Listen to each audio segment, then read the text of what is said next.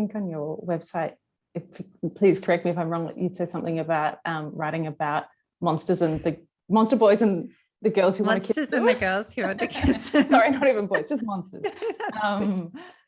Yeah, again, I certainly don't think that's unique, and there is something kind of about a bad boy who may also be a werewolf, or I don't know. Yeah, I mean, some particular growth. Like, why do you think the monster is an interesting, seductive archetype?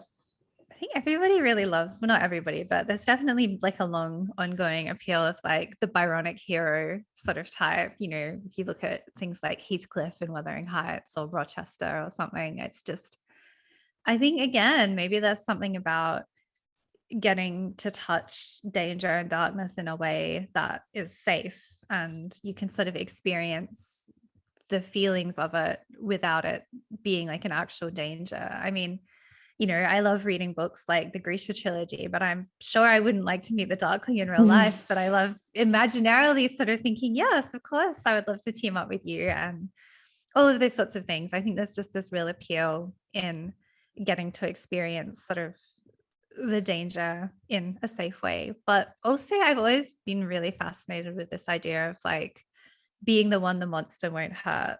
So in fiction, obviously, like in real life, that becomes kind of a problematic concept. So in fiction, I think there's a lot of power in, especially like a maiden / female character who is like a fairly powerless figure. Like Letta sort of starts the book with this acknowledgement that she really only has her own self. Like she's got nothing to sort of put against the world, but by having these interactions with these like very monstrous characters and kind of becoming special to them and using the connection she has, she's able to gain quite a lot of empowerment and drive the story herself. So I think there's something inspiring in that, in creating these sort of characters where they become sort of powerful and special because of like a connection to a monstrous character.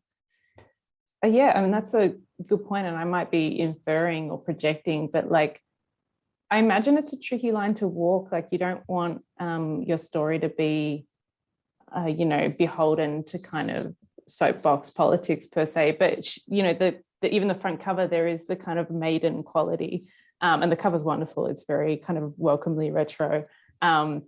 And I love it. It's so good. It looks so much like the sort of like book that I would have picked up from the library in the 90s or something when I was a teenager. It's just perfect.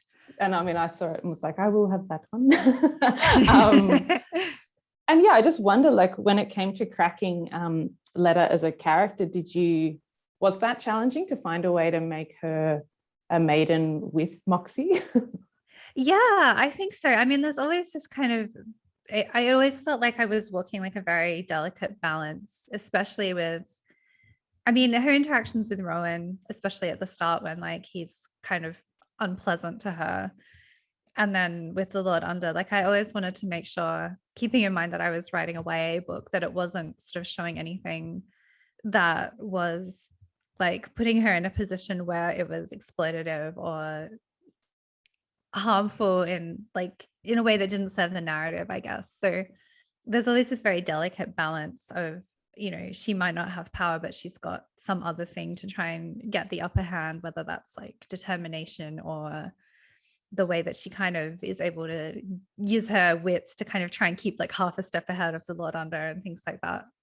So it was definitely a challenge, and a fun challenge. Like interpersonal dynamics are one of my favorite things to write as an author. So it was really good trying to balance all of it out as I went along and did revisions and things like that. Yes, she's got to keep those plates spinning. Yeah. And I think part of the like giving her like her really strange sense of humor helped a lot too. Like the fact that it sort of lifted the drama a bit, the way that she kind of has this gallows humor where she'll joke to diffuse the tension, and like it sort of allowed her to have this when it was in a situation that was quite tense. She could kind of just sort of make this quip or something, and it allowed her to have this little extra little bit up as well.